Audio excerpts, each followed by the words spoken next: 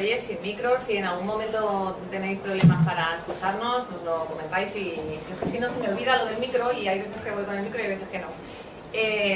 Lo primero, daros las buenas tardes a todos y las gracias por estar aquí en esta primera conferencia sobre el proceso de escribir, organizada por Playa de Ágava dentro de las actividades de la Feria del Libro de Madrid. Esta primera mesa la hemos llamado ¿Cómo se escribe un poema? Estoy rodeada de poetas. Y os voy a presentar un poquito a cada uno de ellos y luego ya pues, bueno, que nos cuenten sus experiencias y vamos a hablar de poesía y a disfrutarlo. Vamos a ver, porque como se me han descolocado, pues ahora empiezo ya. Vamos a empezar con Mercedes, que tengo aquí a mi izquierda, Mercedes Ridocci, especialista en movimiento orgánico y expresión corporal, artística y escénica, directora pedagógica, profesora de la diplomatura en expresión corporal creativa Arte del Movimiento en Alma Institute, directora de escena del grupo Artesanato y coreógrafa e intérprete en expresión corporal danza creativa. Más de medio centenar de poemas tuyos han sido traducidos al portugués, al rumano, al catalán, al italiano y ahora estás presentando tu poemario nuevo, Arrugas de silencio, que lo tenemos aquí. Aprovecho para decir que tenemos al fondo ahí la mesa de ventas. A partir de las 7:30, una servidora estará allí también vendiendo libros para que podáis llevar luego la firma de los autores. Seguimos con Isabel Dionis. Isabel Dionis, que te tengo por aquí. Si no, mi currículum es muy breve, así que te lo puedes inventar. Nace en Barcelona. No, si lo tienes, oye, todo eso. Claro, sí, hay que decirlo. Nace en Barcelona, licenciada en Derecho, es miembro de nuestra querida Generación Southway desde hace ya mucho tiempo y participante en muchas de nuestras antologías, tanto de relato como de poesía. Editora y colaboradora de Playa de Ágava. Ha coordinado las antologías Mujeres sin Edén 1, homenaje a Carmen Conde, y la que tenemos ahora, que ha salido hace nada, Mujeres sin Edén 2, homenaje a Gloria Fuertes. A mi derecha tengo a Iván Baeza, enfermero, escritor, poeta, novelista, nuestro premio a la creación literaria, La Tierra se movió bajo ellos, ha publicado poemas y relatos también en diversas antologías de Playa de Ágava y colaborado con la revista Otras Palabras, y como os digo, pues bueno, con la novela Y la Tierra se movió bajo ellos, ganador del tercer premio a la creación literaria de Playa de Ágava. A continuación tenemos a don Felipe Sérvulo, nacido en Jaén, viene desde Castelldefels a vernos hoy, todo un honor y un placer tenerte aquí. Me da la jefa, si me pone enferma. Bueno, hombre, que de paso no me ves a mí. Bueno, hombre, mucho gusto. Licenciado en Historia por la Universidad de Barcelona, miembro de la Asociación Colegial de Escritores de Cataluña, presidente del colectivo de escritores El Laberinto de Ariadna y editor del pliego de poesía del mismo nombre. Cofundador de los grupos y revistas de literatura Alcudia, Cabina y Alga. Colabora en medios radiofónicos y escritos como comentarista cultural y ha publicado en revistas especializadas de literatura en América y en España.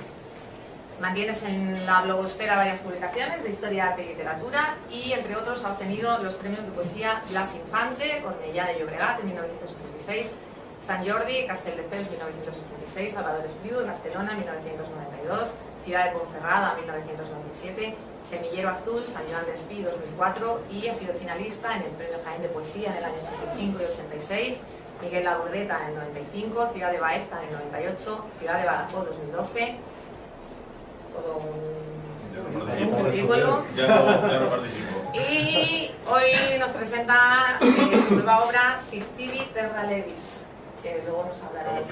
Luego nos lo cuentas. Vamos con Félix Caballero, que el otro día estuvimos aquí presentando su poemario Poesía. Nace en Málaga en 1984, es licenciado en Matemáticas y doctor en Estadística. Su actividad profesional actualmente está dirigida hacia la investigación y la docencia. Su primer poemario, que publicó en el 2015, es La Resurrección de los Muertos. Y pues bueno, ahora está de promoción de su segundo poemario, Poesía. Ha participado también en diversos cuadernos literarios, tanto de poesía como de relato. Y tenemos por ahí a Claudia Lola, que me había despistado a mí con el nombre, Claudia Lola Alonso, toledana, vecina mía, que nos acabamos de enterar, licenciada en Historia, y bueno, entre sus publicaciones en el 2011 con Editorial Celia, Cántico en el IPSE, Leonor Despliego en el 2016 con la misma editorial, varios relatos dentro de la antología Reflejos. Son poemas. Son poemas también, perdón.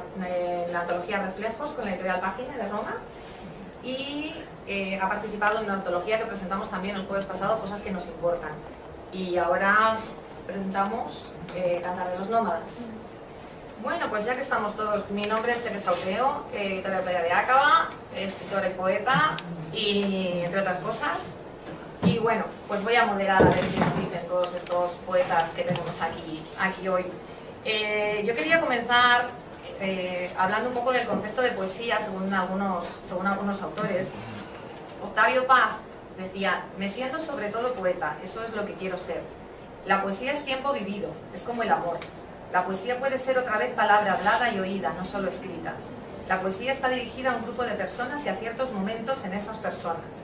Yo creo que todo el mundo puede leer poemas, pero no a todas horas, sino en momentos privilegiados. A veces la poesía puede ayudar. La poesía es más corta, es más fácil repetir un poema. Si tenemos una gran alegría o una gran pena, nos sirve para entender lo que está pasando.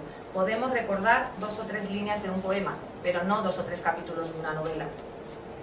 Lorca decía: poesía es la unión de 2 palabras que uno nunca supuso que pudieran juntarse y que forman algo así como un misterio. Y hay una frase que encabeza mi poemario de Órganos del Alma, y que es de Carmen Conde, y que creo que representa muy bien, por lo menos para mí, lo que es la poesía, que es: la poesía es el sentimiento que le sobra al corazón y te sale por la mano. Yo quería que me contarais un poquito, pues bueno, qué es para vosotros la poesía, cómo os acercasteis a la poesía, primero como lectores, cuáles son vuestros referentes poéticos, y luego ya como escritores, cómo empezasteis a escribir poesía, por qué es lo que os mueve a ello. Y ahora ya os lanzo eso y comenzamos. ¿Quién se atreve a comenzar? El maestro, ¿no? Felipe, El maestro. venga. Bueno, vamos a ver. La poesía, como bien una persona que la queremos todos mucho, es José Hierro, Pepe Hierro. Y dice: ¿cuándo escribes poesía? Y dice: cuando ella quiere. Y partimos de ahí, que la poesía tú no vayas a buscarla nunca, sino que la poesía viene y te busca a ti. Entonces empezaremos a entendernos, ¿no? Entonces todo lo que digan los demás sobra todo. Es una búsqueda que ella te busca, te viene cuando quiere. Y un libro de poesía nunca terminas de leerlo, nunca. Tú has apuntado algo así. Lo coges y al día siguiente es diferente el libro. Puede llegar al final, la última página, pero no ha acabado el libro. Lo vuelve a coger al día siguiente y es otro libro. O sea que la poesía es muy rentable, que compro un libro de dura. Sí. Y venga, vamos, y cada día seguimos, ¿no? Yo siempre digo en las presentaciones un poco lo que decías tú, José Hierro. Yo nunca me siento a escribir poesía, es la poesía la que me hace sentarme a escribirla, ¿no? Es un poco esa es la idea. Yo sí que voy a escribir un relato y me siento a escribir el relato, pero la poesía te tiene que salir y tienes que tener esa necesidad de contar algo, de expresarlo, ¿no? Iván. Sí, yo creo que a veces de todas formas también, si se la busca, acabas encontrándola, acabas llegando a ella. Pero sí que es verdad que yo creo que es algo, la poesía es algo como muy visceral, muy que sale de dentro, y es como muy instantáneo, ¿no? Que te llega en un momento y la tienes que agarrar. Sí que es verdad que cuando estás inmerso, si quieres hacer un poemario, no únicamente de las cosas que te vayan viniendo y te tienes que poner a hacer poesía, pues sí que es verdad que es como todo, ¿no? Que las musas no te vienen, sino te pones, te sientas y no tienes que estar sentado, ¿no? Pero las buscas y te pones en ese, pues en ese círculo en el que te es más fácil coger sentimientos y coger, aparte de aquello sobre lo que quieres tratar o lo que quieres hablar, pues te sumerges en ello, ¿no? Y te es más sencillo pues pescar ese sentimiento, esa palabra, esa frase que de repente te remueve por dentro y te hace que te nazca ese poema, ¿no? Y es eso, yo creo que al final la poesía es la forma más directa de poder expresar sentimientos, ¿no? Que al final son sentimientos y poder sacar afuera todo aquello que llevamos dentro, ¿no? Tenemos ahí, que no lo he comentado antes, tu poemario de Te quiero, que escribiste junto a la jefa, con Sí, estoy muy contento, la verdad, porque ha sido todo un honor para mí. Y bueno, se ha hablado de la novela y he olvidado comentar el poemario de Te quiero. ¿Saben? Bueno, yo, buenas tardes. Con la poesía me ha gustado mucho la definición que has dicho de Lorca, de unir dos palabras que forman luego un misterio, porque es verdad que yo creo que cuando te acercas a la poesía es como unas veces con los ojos, otras veces la sientes y la podrías tocar, lo que estás leyendo, otras veces es un sonido. Y es un misterio porque efectivamente a veces te parece un juego porque unes palabras que al final significan algo más de lo que estás leyendo. También me surge de momentos a lo mejor en los que has leído algo y en ese momento te apetece escribir porque es que tienes esa sensación o esa necesidad de continuar con ese sentimiento que lo tienes dentro, porque normalmente obedece a sentimientos. A veces son momentos un poco desgarradores de tu vida que a lo mejor, por lo menos a mí, empecé, porque mi primer acercamiento con la poesía fue quizás lo que en mi casa había, que eran hermanos mayores que estaban todo el día con Serrat, con Aute, que estaban pues siendo cantautores, pero que eran verdaderos poetas, era lo que yo tenía más cerca. Pero quizá el momento en el que a mí se me hizo no sé, se me apareció un poco la idea de que yo quería, o sentí lo que luego escribí en un poema, de que era poesía que anida bajo mi piel, que es lo que yo sentí, fue cuando se murió una persona muy querida para mí, y me sentí totalmente desgarrada, sola, y empecé a escribir y ese momento fue muy determinante. Aunque es verdad que en otras ocasiones te sientas a escribir un poemario y es verdad que a lo mejor te guías no tanto por un sentimiento como, no sé, también a veces el poema es pensar. El poema no solamente es sentirlo, ¿no? También es pensarlo a veces. Sí, yo quería apuntar que tiene que ver... yo creo que lo primero es la necesidad. Pero no siempre cuando tienes la necesidad viene a ti. Sí, y ahí hay un problema, ¿no? Sí, entonces, es verdad, sí. a mí me ha ocurrido con necesidad, pero no salen eso que quieres que lo tienes aquí, pero como que no te vienen las herramientas, ¿no? Y a lo mejor un buen día, pues yo soy de las que escribo cogiendo apuntes, yo estoy por aquí, cogí, lo dejo ahí, un buen día, fluyó, pero no siempre es el momento. Fíjate, mi madre murió repentinamente hace un mes, ¿no? Entonces, repentinamente, pues de verdad que era tan grande el dolor que las palabras callaron, y es cierto, o sea, y tenías ese desgarro del que tú estás, y todavía no he podido escribir. Ahora, que hay que llamarla, también es verdad, a veces dices, tengo que agarrarme al deseo, pero esto tiene que venir ya, ¿no? Y bueno, para eso están un poco las herramientas poéticas que van a influir en la gente. Bueno, yo creo que la poesía es... Al final yo lo veo como un estado de ánimo realmente, al menos para mí. O sea, muchas veces que escribes cuando estás en los... A mí me pasa que escribes casi cuando estás en los extremos.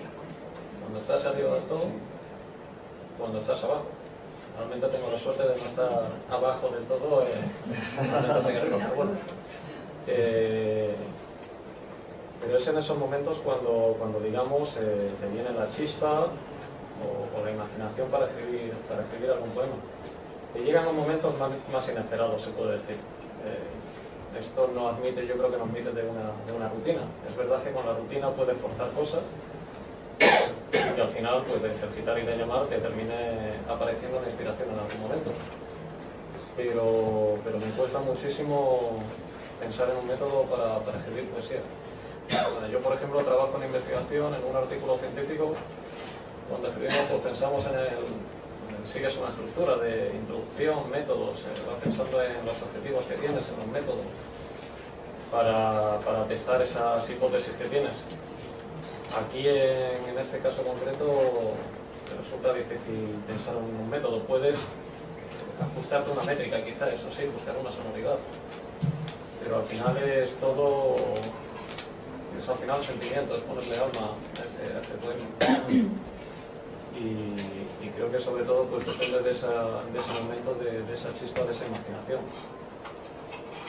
Luego, si queréis, pues leemos algún poema, creo que todos leeremos algunos de los libros. Yo tengo, por ejemplo, uno identificado ahí, que surgió precisamente de eso, de una chispa de un momento. O sea, si luego tenemos algún momento, pues creo que leemos alguno de nuestros libros.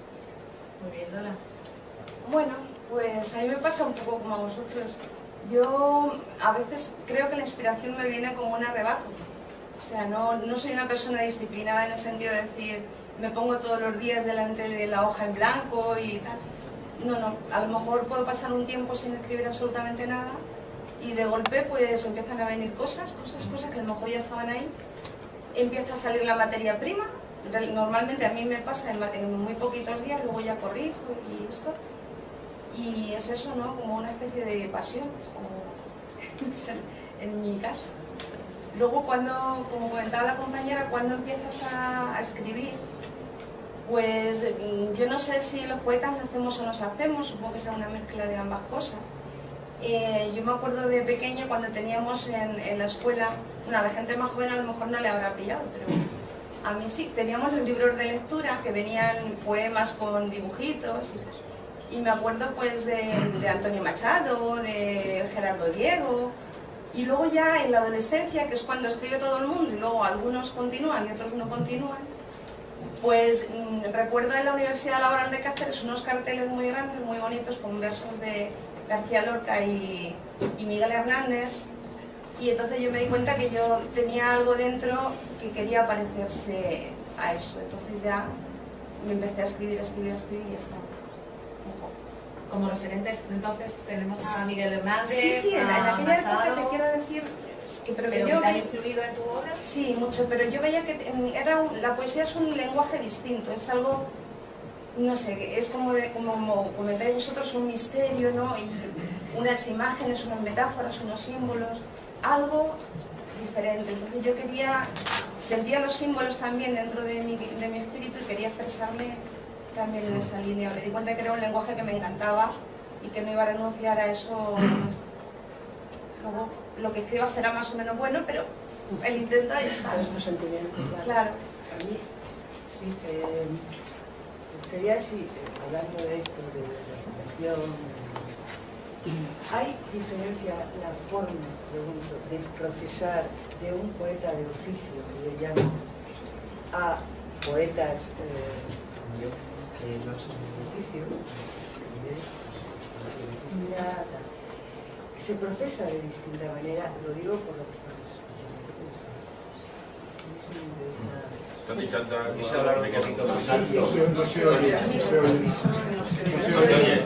Que llevas que tu madre aporta un mes y que no es capaz, que no se ocurre. Desde el dolor profundo no se puede escribir nunca. No se puede escribir. Tienes que sedimentarlo. Tienes que estar sedimentado como una catarsis, lo echas. Y ¿me se oye? Ahora se me oye, ¿no? Bueno, pues eso, hace como una catarsis, entonces te desahogas. Y siempre viene un pequeño verso que te viene. La inspiración no existe, no hablemos aquí de inspiración, es como decir, creo los ángeles. Bueno, hay gente que cree, bueno, ya está, pues mejor para ellos, ¿no? Son tus recursos estilísticos que los pones al servicio de algo que te viene, de un verso que te regalan. Decían los cristianos, te lo regala Dios, bueno, pues lo regala Dios. Pero te lo regalan, ¿no? Te parece que tú arrancas y después, ¿no? Y no sé qué más habéis dicho, que te quería puntualizar, pero como vamos así un poco, no me acuerdo ya. Pero vamos, va así un poco la cosa, eso que quería replicar. Perdona, pero la inspiración yo creo que sí existe. Bueno, yo creo que no, pero bueno. ¿Cómo ¿Cómo crees los ángeles? Bueno, pues ya está. No, pero yo creo que era Picasso. Siempre se ponen de ejemplo a Miguel Hernández. Miguel Hernández es una persona cultísima. Un pastor decía, pues, no, un pastor no. Una persona cultísima, pero se pone el ejemplo de la inspiración. Una persona que no tiene que ser, tú lo has dicho, me parece, aprendizaje más genética. Tú puedes tener una predisposición genética, pero como tú no aprendas, tú no habrás nunca nada. Que luego no quita que veas algo, alguna anécdota, veas una persona determinada que te inspire, por llamarlo de alguna forma, ¿no? Que te haga, te traiga una idea. Sí, eso sí, claro que sí, siempre. Eso no es llama inspiración. Bueno, bueno, venga. Vamos a decir pulpo animal. Igual a veces hay que estamos hablando cada uno cuando dice inspiración, ¿no? Venga. Puntualizar, porque yo sí he hablado de inspiración. Rato era, yo le echaba la culpa a la chica. No, así que efectivamente, yo luego me refería más a eso, a realmente el verso con el que empieza todo. A eso me refería. El verso o la idea, o una palabra, ¿no? O una imagen. Suele ser un verso. Y suele ser eso, a partir de ese verso tú le das dando forma a las estrofas, al poema, a una determinada estructura que sigues ahí. Y en el caso, ya por redondear, creo que habéis dicho la frase de Picasso, como malagueño, pues tengo que decirle que eso sí no lo conocemos, era que la inspiración nos tira también. Y lo que venía a decir era eso.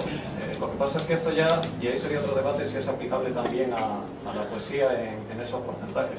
Porque ahora lo que se refería era precisamente a que un 99% era trabajo y el 1% restante inspiración.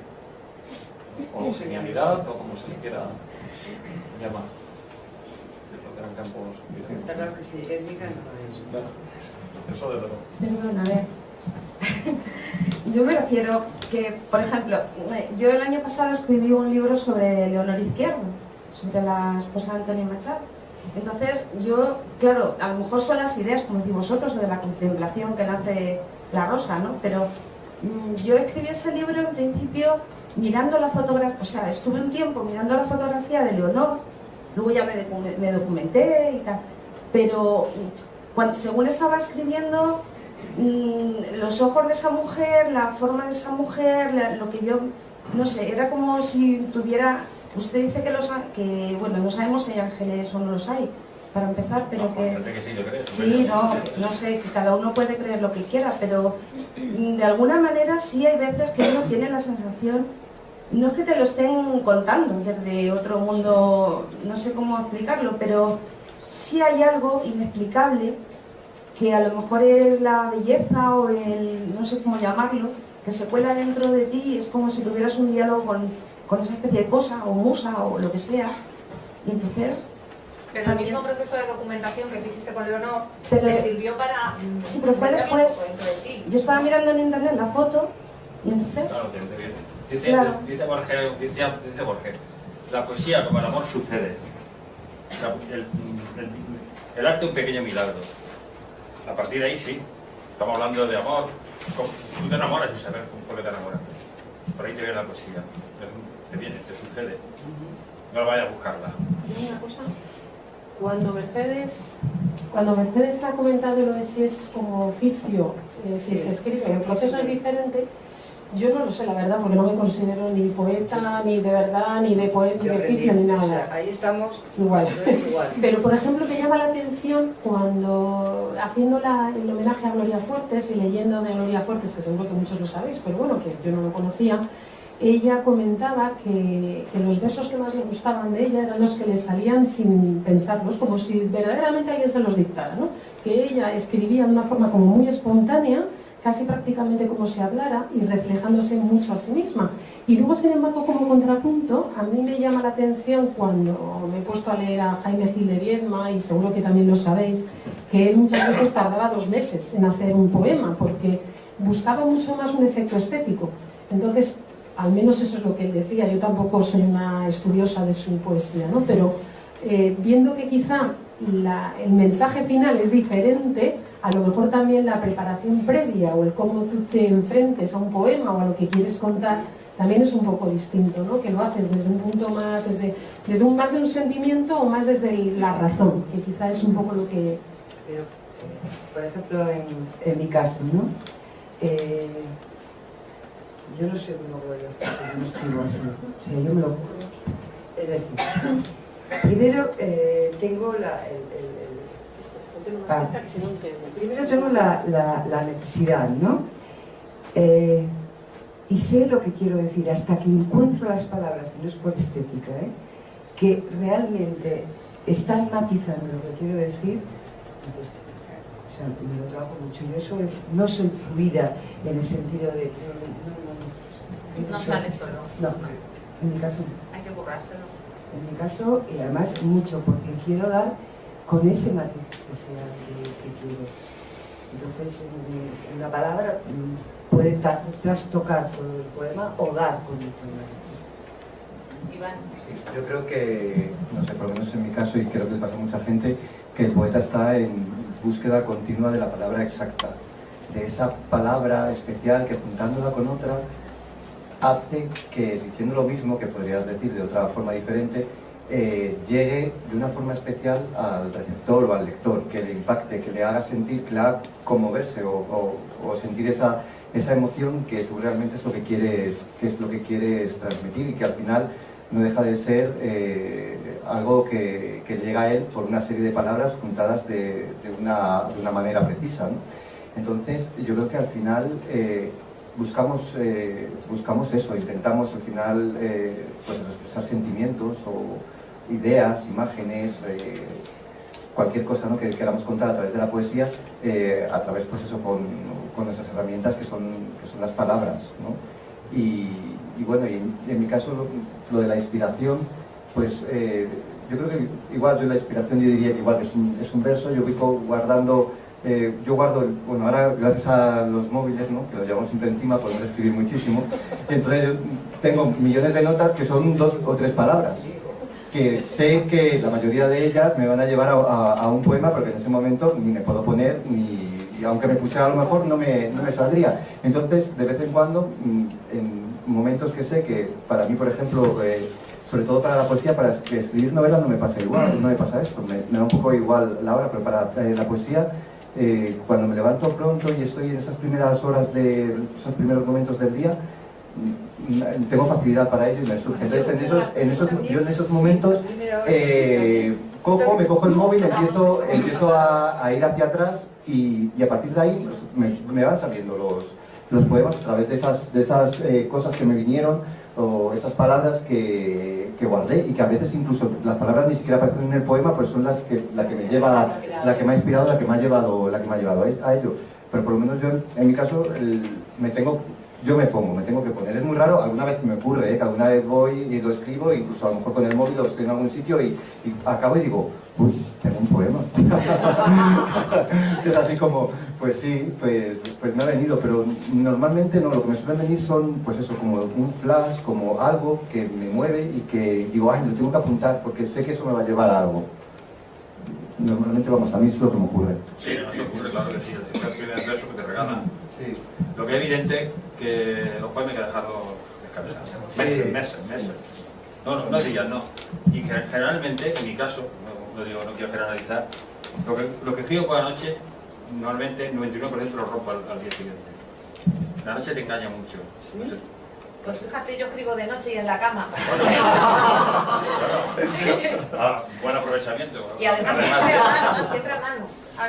Lo que es poesía me refiero. Sí, bueno, pero bueno, eso cada uno tiene su truquillo. Sí. Y la verdad es que es eso, ¿no? Y de luego, yo era amigo de una persona era mi amigo de Salvador Espriu, y una persona que durante la transición tuvo mucha importancia en Barcelona, que era Florentino Huerga, un gran luchador, hizo una editorial, y se llama la editorial La mano en el cajón, que te tan curioso, y se lo puso Espriu, porque dice, todos los autores tenemos un cajón donde guardamos los poemas, deja los poemas ahí meses guardados, y lo cogerás y el 90% lo romperás. Sí, eso es bueno, es bueno. A veces lo mejor es la papelera tirarlo, la mayoría de las veces. Y que depurar mucho, y buscarlas, que no haya sonancia, y que no haya, por supuesto, si rimas perfectamente, pero si no rima, lo rima, no mezclas nunca, jamás. Y un truquillo que me explicó Florentino Huerga, lo voy a decir aquí, para buscar el ritmo, grábate el poema y vaya ayudando. Sí, claro. Ahí me han regalado el consejo, yo lo regalo. Estoy aprendiendo de Graba. O leerlo en alto. Sí, yo una cosa que para mí es muy importante, que yo siempre digo que quise ser poeta, además de escritor, porque al principio solamente escribía novela y relato. No fue a través de los poetas que había leído, sino fue cuando empecé a ir a recitales poéticos y a escuchar al poeta recitar su propio poema. Eso fue lo que a mí me hizo, lo que a mí me movió dentro, lo que me hizo sentir que quería escribir también poesía. Y yo creo que hay que escribir no solamente para leer o para el lector, sino también para escucharla. Yo creo que es muy importante que cuando escribes un poema, tienes que escribir un poema para ser escuchado. Y si es escuchado por la persona que lo ha escrito, ya entonces muchísimo mejor, claro. Ahí veo la parte de ritmo, ahí veo Claro. Sí, está bien. En eso estoy completamente de acuerdo con lo dicho por Iván y por Felipe. Yo al principio cometía quizá